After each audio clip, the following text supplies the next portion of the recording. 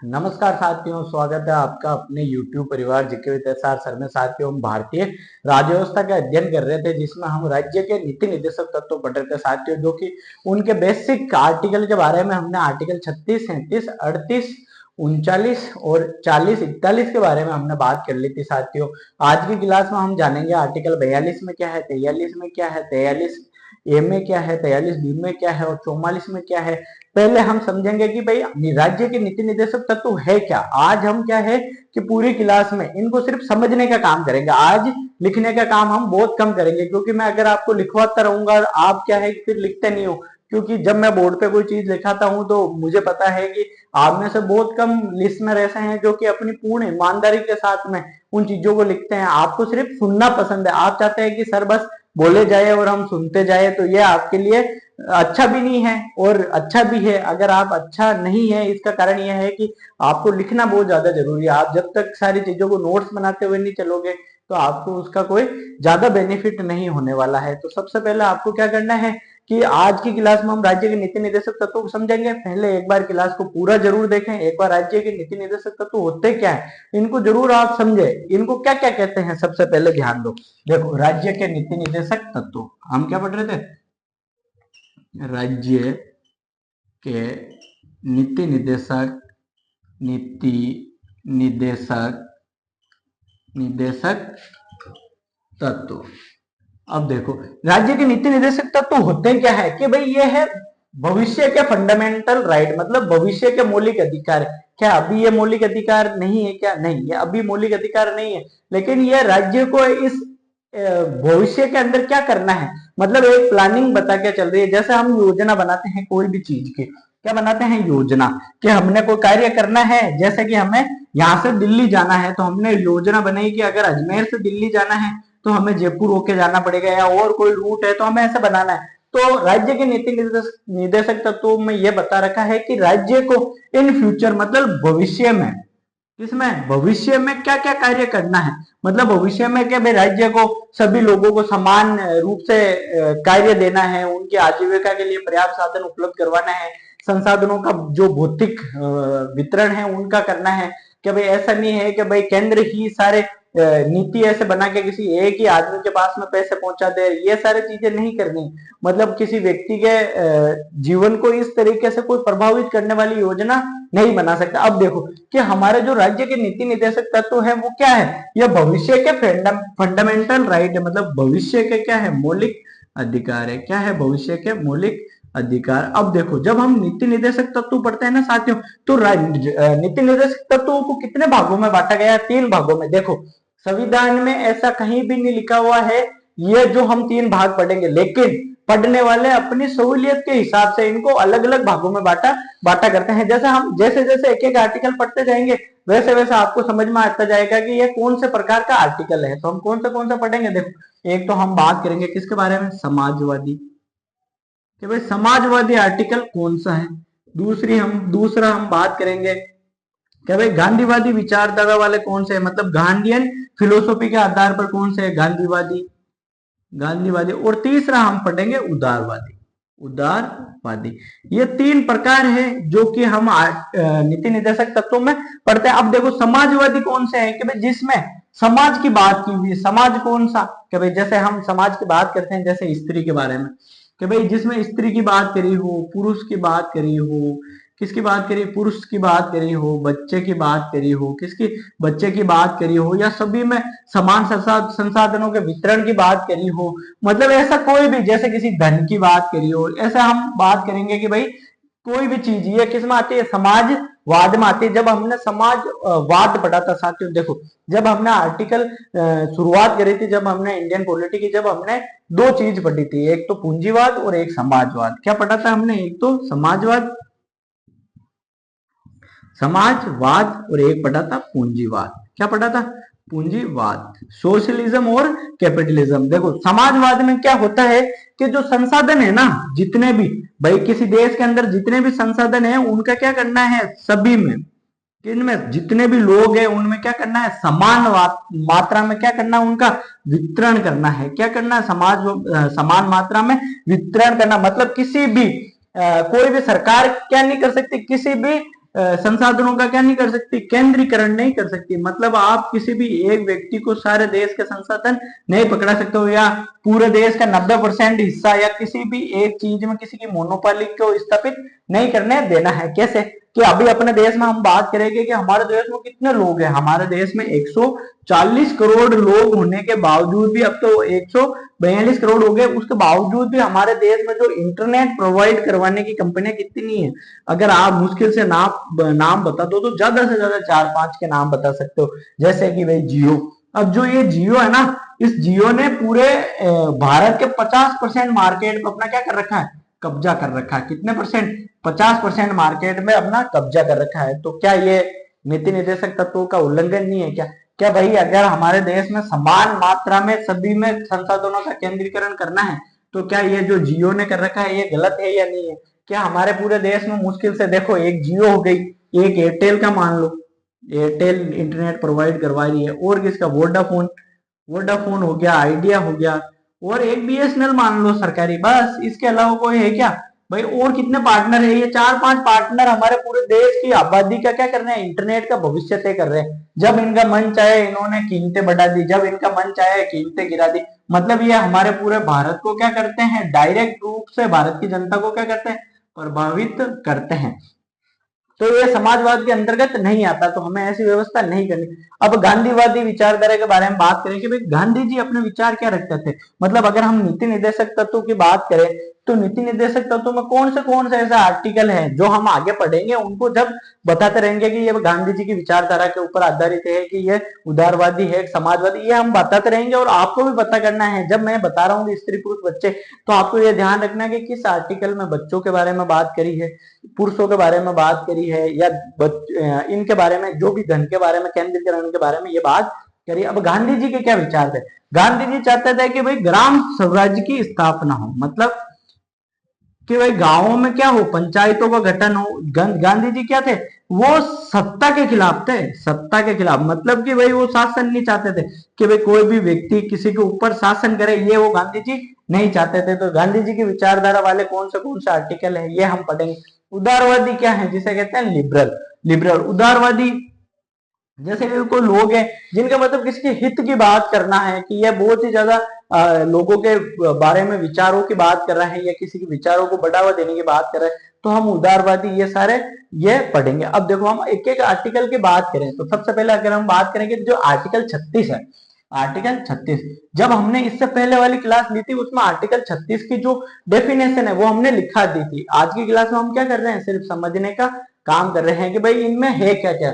Article 36 जब आपने पढ़ा तो, और हमने जब मौलिक अधिकार पढ़े थे, क्या पढ़े थे, मौलिक अधिकार। मौलिक अधिकार में हमने कौन सा अनुच्छेद पढ़ा था, अनुच्छेद 12। जो आर्टिकल 36 के अंदर जो राज्य की परिभाषा दी गई है, किसके अंदर, राज्य की परिभाषा जो आर्टिकल 36 में दी गई है वो ही किसमें है, आर्टिकल 12 के अंदर दी गई है। किसमें दी गई है, आर्टिकल 12 में जो परिभाषा है वही किसमें है, आर्टिकल 36 में। मतलब राज्य की परिभाषा इसमें बताई गई है। अगर हम बात करें कि भाई आर्टिकल 37 के, किसके, आर्टिकल 37 में क्या दिया हुआ है और आर्टिकल 13 में क्या दिया हुआ है। मतलब जो हम मौलिक अधिकार पढ़ रहे थे, क्या, फंडामेंटल राइट में आर्टिकल 13 में क्या दिया हुआ था साथियों। जब आप आर्टिकल 13 की क्लास देखोगे तो उसमें मैंने आर्टिकल 13 को पूरे अच्छे से मतलब आपको बता रखा है। तो इसमें क्या है, न्यायिक पुनरावलोकन की शक्ति दी गई है। किसमें, न्यायिक पुनरावलोकन की शक्ति दी गई है, पुनरावलोकन की शक्ति किसमें, आर्टिकल 13 के अंदर। मतलब जुडिशियल रिव्यू कर सकती है, कौन कर सकती है जुडिशियल रिव्यू, ये कर सकती है सुप्रीम कोर्ट कर सकती है जुडिशियल रिव्यू। अब ध्यान दो कि किस चीज पे कर सकती है, कि भाई अगर आपके किसी भी सरकार ने कोई विधि बनाई है, कोई भी विधि बनाई या कोई भी कानून बनाया, वो क्या है, किसी भी फंडामेंटल राइट का उल्लंघन करता है, या उसको दबाता है, या उसको समाप्त करने का प्रयास करता है, तो ऐसी किसी भी विधि को क्या कर सकता है, सुप्रीम कोर्ट ऐसी विधि को क्या कर सकता है, रद्द कर सकता है। क्या कर सकता है, रद्द। लेकिन आर्टिकल 37 के अंदर क्या जो दिए गए जो प्रावधान है उसके ऊपर सुप्रीम कोर्ट उनको रद्द कर सकता है, नहीं। राज्य का क्या है कि कर्तव्य है कि जब भी वो अगर शासन बनाने के कोई भी सिद्धांत या विधि का निर्माण कर रहा है तो इनकी पालना करना क्या है, अनिवार्य है, मतलब वो राज्य का क्या है, कर्तव्य है, कर्तव्य दिया हुआ है। लेकिन ये क्या न्यायिक पुनरावलोकन के अंतर्गत आता है क्या, नहीं, मतलब ये सुप्रीम कोर्ट के अंदर डिबेटेबल नहीं है, मतलब इसको वाद योग्य नहीं है, मतलब क्या है, ये वाद योग्य नहीं है। कौन, आर्टिकल 37। अब ध्यान दो, अगर हम बात करें कि भाई जब हम आर्टिकल 38 की बात करें, किसके, आर्टिकल 38, 38 में क्या दे रखा है, आर्टिकल 38 में दे रखा है कि भाई जो राज्य है वो समाजवाद के, मतलब ऐसे कल्याणकारी राज्य की स्थापना करेगा जिसमें सभी समाज के लोगों को क्या हो, बराबर हक हो आगे बढ़ने का। जैसे कि समाज के लोगों को क्या हो, देखो, आर्थिक आर्थिक आर्थिक, सामाजिक, सामाजिक और राजनीतिक न्याय हो, जिनके साथ में क्या हो सके, आर्थिक, सामाजिक और राजनीतिक न्याय हो सके। ये न्याय कब हो गया, आर्थिक प्रकार से, सामाजिक प्रकार से और राजनीतिक, जब हम आर्टिकल, जब हम मौलिक अधिकारों की और जब डीपीएसपी की लड़ाई पढ़ेंगे ना साथियों, जब हम आर्टिकल 38 को और भी अच्छे से पढ़ेंगे, जब हम और अभी इनके बारे में जब हम इनकी लड़ाइयां करवाएंगे साथियों, कि किस प्रकार से मौलिक अधिकार और राज्य के नीति निर्देशक तो आपस में लड़ते हैं। अब देखो, ये शब्द तीनों के भाई, सामाजिक, आर्थिक, राजनीतिक, न्याय, ये शब्द और आपने क्या पे देखे होंगे, मतलब कहां पर देखे हैं, जब हमने क्या पढ़ी थी, प्रस्तावना पढ़ी थी, क्या पढ़ी थी, प्रस्तावना। प्रस्तावना के अंदर भी ये तीनों के तीनों शब्द दे रखे थे कि भाई लोगों को क्या मिलनी चाहिए, आर्थिक, सामाजिक और राजनीतिक आधार पर न्याय मिलना चाहिए। किसमें, आर्टिकल 38 के अंदर। और 38(1) की बात करें, किसके, 38(1) के अंदर दिया हुआ है साथियों कि भाई जो राज्य है वो ऐसी विधि बनाएगा, कैसी विधि, जिससे समाज कल्याण के, समाज के लोगों के अभिवृद्धि हो, समाज कल्याण की क्या हो, अभिवृद्धि हो, उनमें कोई भी आय के आधार पर असमानता नहीं हो, उनके अंदर किसी भी सुविधा के आधार पर असमानता नहीं हो, मतलब पद के आधार पर असमानता नहीं हो। यह सारी चीजें किसमें दे रखी है, आर्टिकल 38(1) के अंदर दे रखी है, 2 के अंदर साथियों ये दे रखी है। अब देखो, अब ये सारी चीजें हमने पढ़ी लिखी भाई, आर्टिकल 38(2) में क्या है, 1 में क्या है, ये सारी चीजें हमने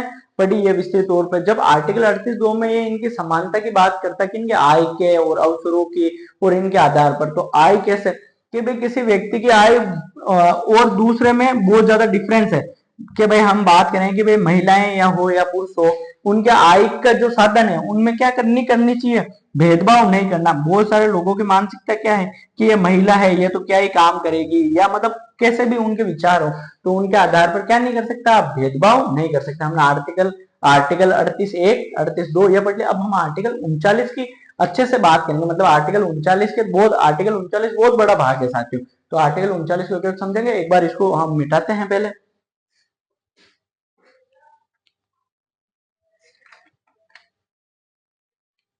देखो, अब हम क्या बात करेंगे, आर्टिकल 39 को एक को समझेंगे। मतलब आर्टिकल 39 में क्या दिया हुआ है कि भाई राज्य ऐसी विधि बनाएगा, क्या, जिसके अनुसार उसको क्या करना है, उसका अनुसरण करना है। राज्य एक ऐसी विधि या सिद्धांत बनाएगा इसके अंदर, जिसके अनुसार उसका क्या करना है, अनुसरण करना है। जैसे हम आर्टिकल 39 की ये लाइन है, तो आर्टिकल 39 में जो आर्टिकल 39 का ए है उसमें क्या दिया हुआ आर्टिकल, देखो अगर हम बात करें कि जो अभी हमने आर्टिकल 38(2) पढ़ा था, वो कौन सा संविधान संशोधन के माध्यम से जोड़ा गया था, आर्टिकल क्या 42 संविधान संशोधन 1976 के द्वारा जोड़ा गया था। ये सारी चीजें आपको समझ में आ रही होगी। अब देखो कि हमारे देश में जितने भी स्त्री और पुरुष है ना, स्त्री और पुरुष, उनके लिए मतलब जीवन यापन के लिए उनके लिए पर्याप्त संसाधनों का विकास कौन करेगा, राज्य करेगा। देखो आर्टिकल 39 पढ़ रहे थे हम, आर्टिकल 39 में क्या दे रखा है कि भाई राज्य ऐसे नीति या सिद्धांत का निर्माण करेगा जिनका क्या करे, वो अनुसरण करे। तो इसके अंदर एक ही बात करें, ए में क्या है, ए में दे रखा है कि जो भाई जितने भी पुरुष, मतलब पुरुष और क्या है, महिला, पुरुष और महिला, इनके अगर हम बात करें कि भाई इनके आजीविका के लिए, किनके लिए, आजीविका मतलब इनको जीवन यापन के लिए क्या होगा, जीवन यापन के लिए पर्याप्त संसाधनों का क्या करना होगा, विकास करना होगा। किनको करना होगा, राज्य को करना होगा। मतलब इनके लिए आप इस आधार पर, किसी भी आधार पर क्या नहीं कर सकते, भेदभाव नहीं कर सकते। उनको पर्याप्त अपने जीवन यापन के लिए जो जो संसाधनों की जरूरत है उनको उपलब्ध करवाना किसका कर्तव्य होगा, यह राज्य का कर्तव्य होगा। यह पहली लाइन लिखी हुई है किसके अंदर, आर्टिकल 39(1) के अंदर। अगर हम बी की बात करें, किसकी, बी की, तो इसमें लिखा हुआ है कि समाज का जितने भी भौतिक संसाधन है, समाज में भौतिक संसाधनों का क्या स्वामित्व मतलब मालिकाना और उनका वितरण मतलब समाज में अपना देश है भारत। ठीक है, अभी जैसे मैंने आपको बताया अपने देश के अंदर जितने भी काम है उनको क्या करना है, किसी एक व्यक्ति के पास में क्या नहीं होने देना है, केंद्रीकरण नहीं करने देना है। मतलब कि हमारे देश में कोई व्यक्ति अगर कोयला कंपनी में काम करता है, कोयला कंपनी है उसकी, तो उसको क्या नहीं करने देना है, उसको पेट्रोल का काम नहीं करने देना है, सड़क का काम नहीं करने देना है। मतलब ऐसे मतलब सभी लोगों को क्या करना है, समान रूप से उनमें संसाधनों का वितरण हो। अब देखो जब हम बात करेंगे ये जो बी है ना साथियों, ये और इसकी वजह से आपको पता है कौन सा संपत्ति का अधिकार हट गया था। जब हम केशवानंद भारती या गोलकनाथ बनाम ये जितने भी वाद पढ़ते हैं साथियों इंडियन पॉलिटी में, जो जमीन के वाद थे, तो आज बताओ कि जो जितनी भी हमारा देश जब आजाद हुआ था उस समय कितने लोग ऐसे थे जिनके पास में हजारों बीघा जमीन थी, मतलब जमींदारों के पास में हजारों बीघा जमीन थी। और बहुत सारे लोग किसान ऐसे थे जिनके पास में बिल्कुल जमीन नाम मात्र की थी या थी ही नहीं। तो उसको भूमि सुधार मतलब जब कानून आया तो उसके माध्यम से क्या करा कि भाई सभी लोगों के अंदर पहले भूमि का समान रूप से वितरण हो। जो भूमि का समान रूप से वितरण हुआ ना साथियों, वो जो राज्य के नीति निर्देशक तत्व पढ़ेंगे हम पढ़ रहे हैं जिसमें आर्टिकल 20 इसके माध्यम से हुआ है। ये तो हो गया। अब देखो जब वो उन भूमियों को बंटवारा कर रहे हैं तो बहुत सारे लोग कहाँ गए, सुप्रीम कोर्ट की शरण में गए, क्योंकि उस समय क्या था, संपत्ति के अधिकार क्या था, मूल अधिकार था। मतलब किसी भी व्यक्ति की अगर संपत्ति की रक्षा नहीं होती तो वो कहां पर चला जाएगा, वो चला जाएगा सुप्रीम कोर्ट। अब उसको सुप्रीम कोर्ट जाने से रोकने के लिए क्या करना पड़ा, पहले हमें संपत्ति के अधिकार को ही मूल अधिकारों से हटाना पड़ा। और उसके बाद में हमने क्या करा, उसके बाद में जो भूमि थी उनका सभी लोगों में क्या करा, समान रूप से वितरण करा।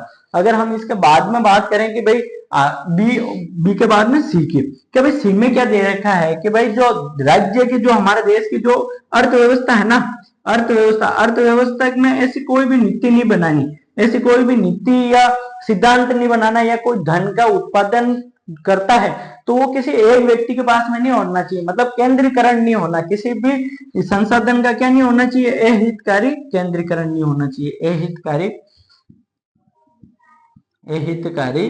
केंद्रीकरण नहीं होना चाहिए, केंद्रीकरण नहीं होना चाहिए। ये किस में दे रखा है, ये दे रखा है सी में। अब देखो आर्टिकल ABCD, अब देखो डी में क्या दे रखा है कि भाई जो स्त्री और पुरुष है ना, स्त्री और पुरुष के लिए क्या होगा, समान कार्य के लिए समान वेतन होगा। क्या होगा, समान कार्य के लिए समान वेतन होगा। साथियों आप देखो कि समान कार्य के लिए समान वेतन कैसे होगा, कि ये लिखा हुआ है आर्टिकल इसमें डी में 39D में, तो कि भाई पारिश्रमिक अधिनियम आया था 1976 के अंदर। कब आया था, पारिश्रमिक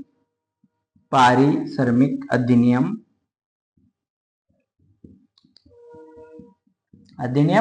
1976 के अंदर आया था, जिसमें स्त्री और पुरुषों के लिए समान वेतन की बात की गई थी। जब 1982 के अंदर एक वाद हुआ था, प्रसिद्ध वाद, भारत संघ बनाम, क्या नाम था उस वाद का, नाम याद नहीं आ रहा उसका, एक सेकंड वाद का नाम देखने दो।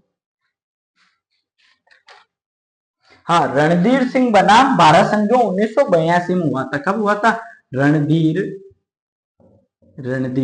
सिंह बनाम भारत संघ, ये वाद हुआ था 1982 के अंदर। कब हुआ था, 1982 में जब ये वाद हुआ था तब सुप्रीम कोर्ट ने क्या फैसला दिया, कि सुप्रीम कोर्ट ने फैसला दिया कि अगर कहीं भी किसी भी महिला के साथ में अगर सरकारी जगहों पर, किसमें, सरकारी जगहों पर क्या होता है, अगर वेतन में भेदभाव कहीं पे होता है तो क्या कर सकती है, सुप्रीम कोर्ट रिट जारी कर सकती है। क्या कर सकती है, रिट जारी कर सकती है। किसके माध्यम से, आर्टिकल 32 के माध्यम से। हमने जब आर्टिकल 32 पढ़ा था, जब मूल अधिकार पढ़े थे हमने, जिसमें इस आर्टिकल 32 में क्या है, संवैधानिक उपचारों का अधिकार है,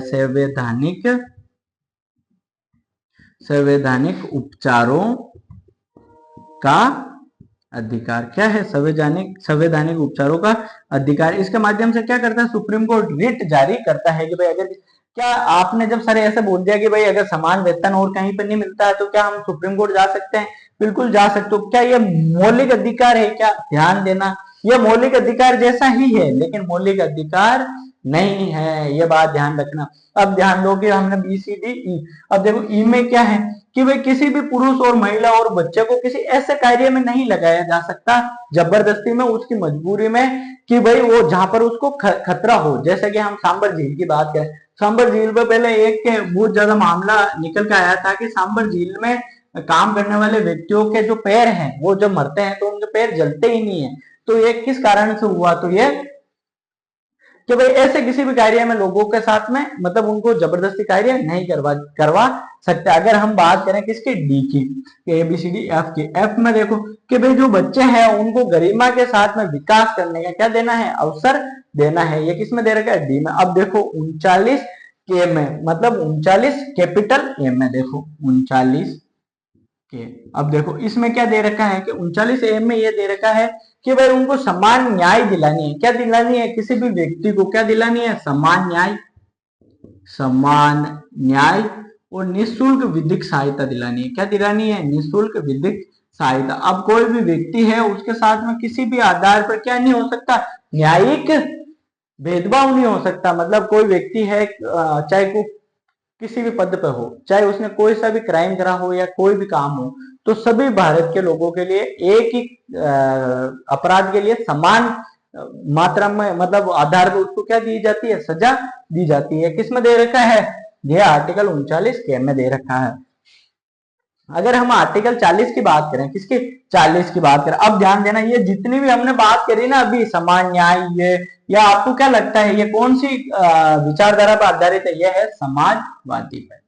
कौन सी विचारधारा पर आधारित है, समाजवादी पे। अब देखो क्योंकि इसमें सारी की सारी हम समाज की बात करें, स्त्री पुरुष बच्चे बार बार लौट लौट के घूम घूम के आ रहे हैं। अब देखो आर्टिकल 40 की बात करें हम, तो आर्टिकल 40 में किसका गठन है, आर्टिकल 40 में गठन है पंचायतों का। किसका गठन है, पंचायतों का। अब देखो ये पंचायतों के पक्षधर कौन थे, गांधी जी। तो अगर आर्टिकल 40 की आपसे पूछे कि आर्टिकल 40 कौन सी विचारधारा पे आधारित है, तो यह है गांधीयन विचारधारा पर। किन की विचारधारा पे, गांधीवादी तत्व है ये। क्या है, गांधीवादी आर्टिकल। अब देखो इसमें पंचायतों के क्या करना है, उनका गठन करना है।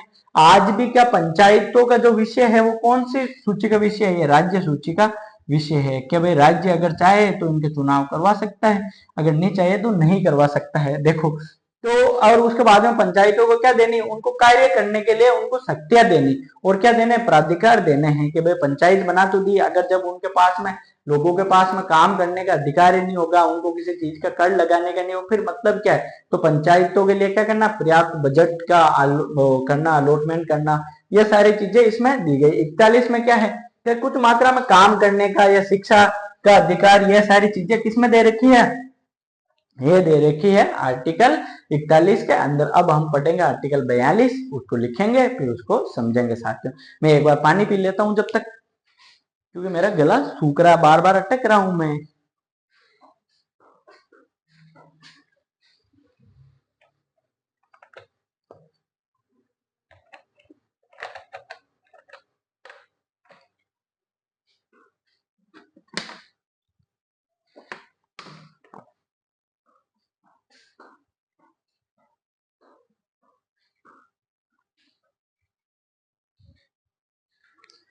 ठीक है, अब पढ़ते हैं हम आर्टिकल 42। आर्टिकल 42 में क्या लिखा हुआ है, देखो। अब हम 3-4 आर्टिकल अच्छे से लिखते हैं, फिर इनको कल के क्लास में वापस समझेंगे। अब मैं आशा करता हूँ साथियों आपको एक एक आर्टिकल मैंने समझा दिया है, एक एक आर्टिकल को अच्छे से समझाया। अब तो आपको समझ में आ गया होगा। अब आपको समझ में आ गया है तो जो कल मैंने क्लास ली थी उसको एक बार देखना और इन आर्टिकल को अच्छे से लिख लेना। आप समझ गए, जब तक आप इन आर्टिकल को लिखोगे नहीं, जब तक क्या मतलब है भाई, अगर आपको जीवन में कुछ करना ही है तो अच्छे से पढ़ाई करो। आप मतलब आपके जो माँ बाप हैं वो आपके ऊपर गर्व महसूस करें। वो अगर आपके जीवन में आपको ऐसा बताए कि नहीं मेरे बेटे ने सच में ईमानदारी से पूर्ण निष्ठा से क्या करी है, मेहनत करी है। अब देखो हम किसकी बात कर रहे थे, आर्टिकल 42 के, अनुच्छेद 42। अनुच्छेद 42 में क्या दिया हुआ है, देखो अनुच्छेद 42 में दिया हुआ है काम काम की न्याय संगत, न्याय संगत वे मानवोचित मानवोचित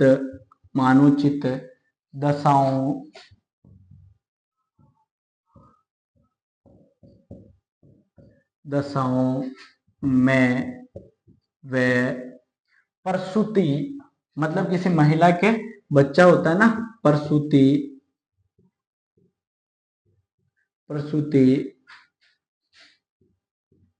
सहायता उपलब्ध करवाना। अब देखो कोई महिला है, जैसा आपने सुना होगा कि भाई महिलाओं को कितने वीक की छुट्टी मिलती है, 26 वीक की क्या मिलती है, जब उनके बच्चा होने वाला होता है, जब वो गर्भवती होती है तो उनको क्या मिलती है छुट्टी मिलती है। मतलब अगर हम बात करें कि भाई काम है तो काम के ऊपर बहुत, मतलब किसी भी प्रकार का कोई काम है, चाहे वो महिला कहीं पे भी कार्य करती हो, तो उसको क्या करना है, छुट्टी करवाना या उसकी सहायता उपलब्ध करवाना बहुत ज्यादा जरूरी है मानवीय कार्यों में।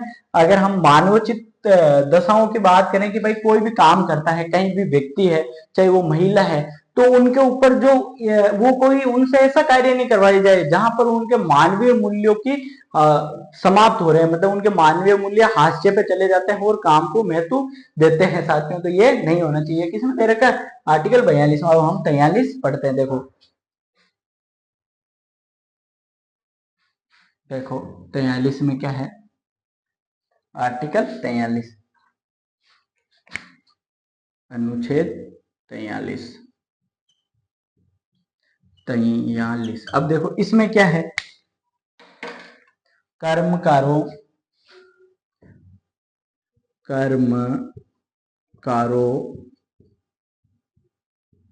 के निर्वाह की मजदूरी व श्रेष्ठ जीवन स्तर,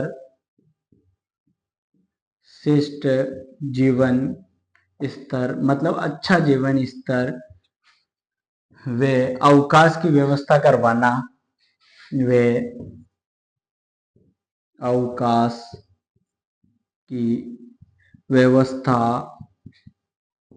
व्यवस्था करवाना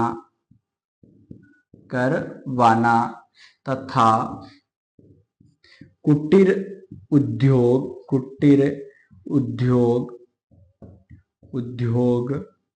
को प्रोत्साहित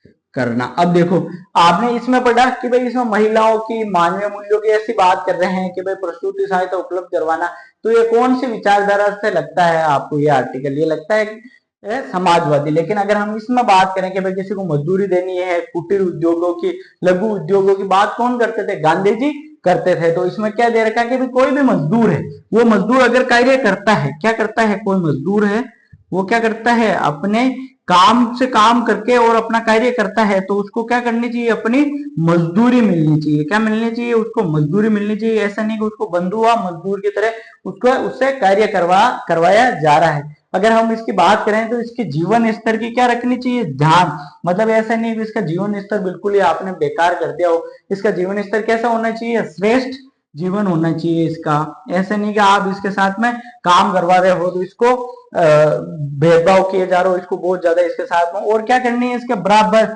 इसके अवकाश की, इसके अवकाश मतलब इसको क्या दिलवानी है, छुट्टी करवानी है, इसकी क्या करनी है, आपको व्यवस्था करनी है। और क्या करना है, आपको कुटीर उद्योगों को प्रोत्साहित करना है। क्या करना है, कुटीर उद्योग जितने ही हैं उनको क्या करना है, प्रोत्साहन देना है।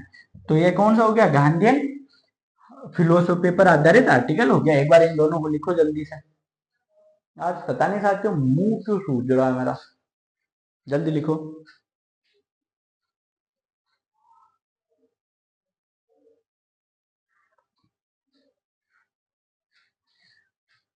देख लिया आपने, जो आर्टिकल 40 था वो गांधीयन फिलोसफी पर आधारित था। आपको इनको साइड में ऐसे लिख लेना है कि यह आर्टिकल है, यह समाजवादी, कौन सा है, समाजवादी ये लिख लेना है, ये गांधीवादी, गांधीवादी।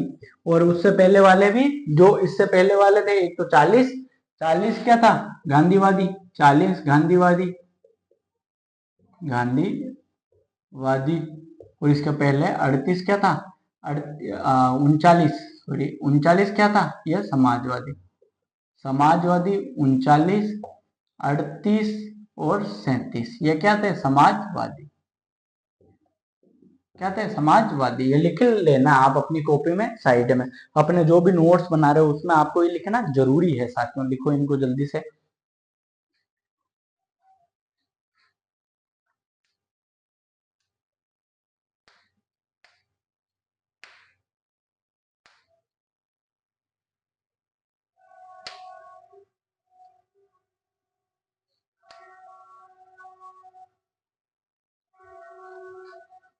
जल्दी से लिखो।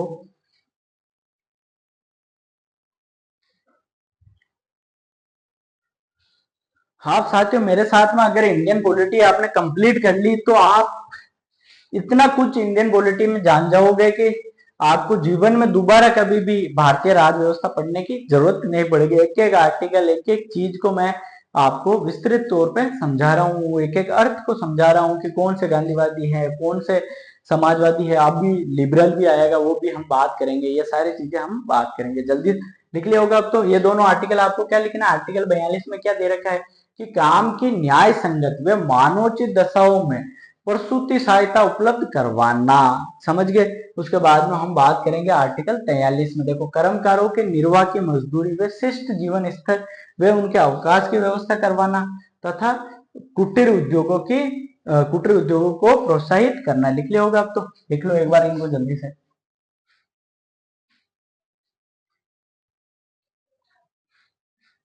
अब देखो आर्टिकल 43, आर्टिकल 43,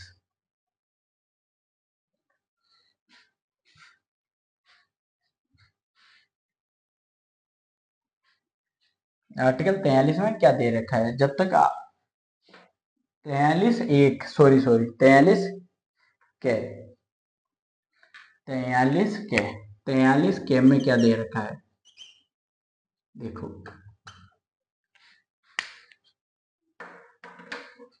देखो 43 में दे रखा है उद्योगों,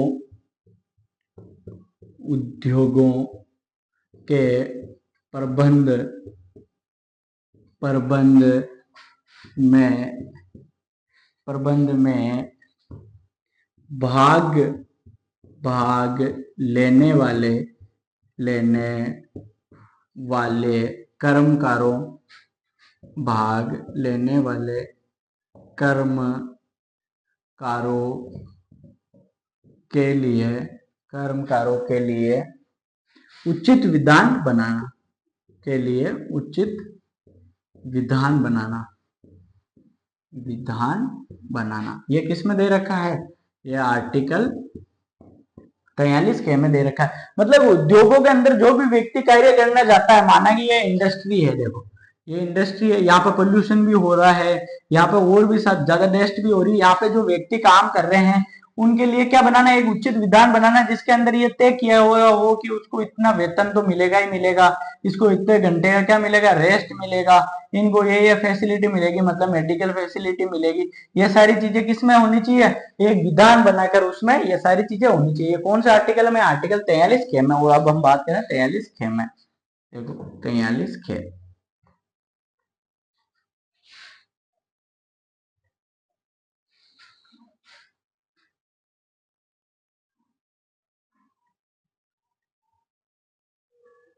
43 खे में क्या दे रखा है,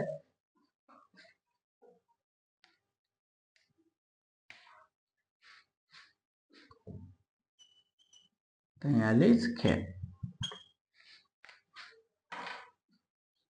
सहकारी, सहकारी समितियों, समितियों, सहकारी समितियों के स्वैच्छिक गठन, के स्वैच्छिक गठन गठन व स्वायत्त स्वायत्त प्रबंध स्वायत्त प्रबंध व लोकतंत्र लोकतांत्रिक लोकतांत्रिक नियंत्रण और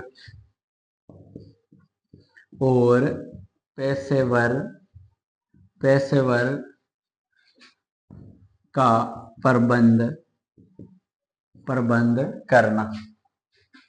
करना। देखो हमारे भारत में 2024 में एक नया मंत्रालय बनाया गया है, शेखारी मंत्रालय, जिसके मिनिस्टर कौन है? अमित शाह, जो अपने भारत के क्या है? गृह मंत्री। मतलब सहकारी समितियों का क्या करना? गठन करना, और उसमें स्वायत्त प्रबंध हो, मतलब वो खुद के स्तर पे क्या हो, अपना प्रबंध करे, ना कि किसी के नियंत्रण हो, लोकतांत्रिक उसमें नियंत्रण हो, और पेशेवर मतलब पेशेकार उनका सबसे अच्छे से प्रबंध हो। ये किस में लिखा हुआ है? आर्टिकल 43 में लिखा हुआ है साथियों। लिखो इनको जल्दी से दोनों को।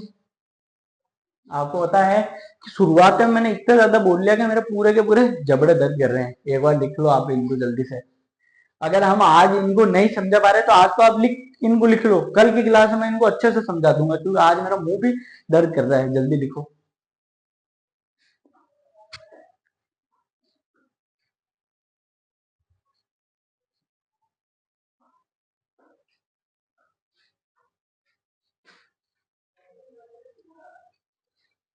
लिख लिया?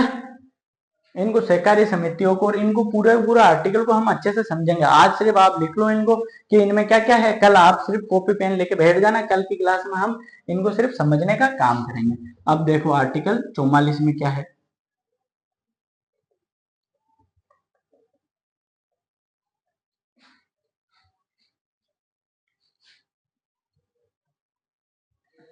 आर्टिकल 44 में दे रखा है समान नागरिक संहिता।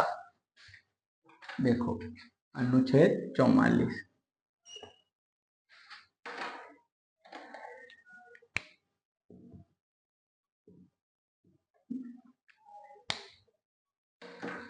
देखो इसमें दे रखा है नागरिकों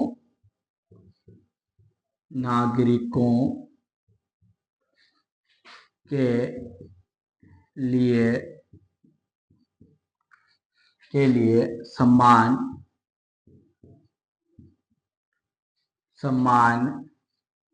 सिविल संहिता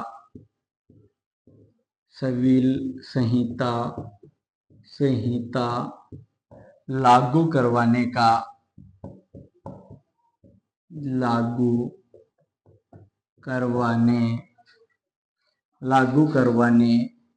का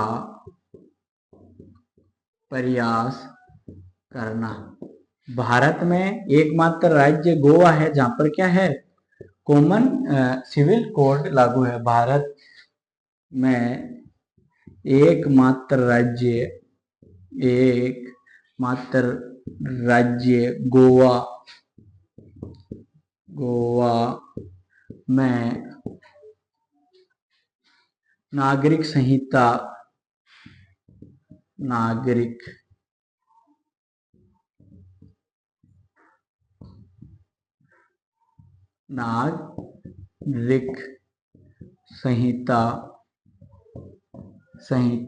लागू है। नागरिक संहिता लागू है। वो कौन सा राज्य है? गोवा।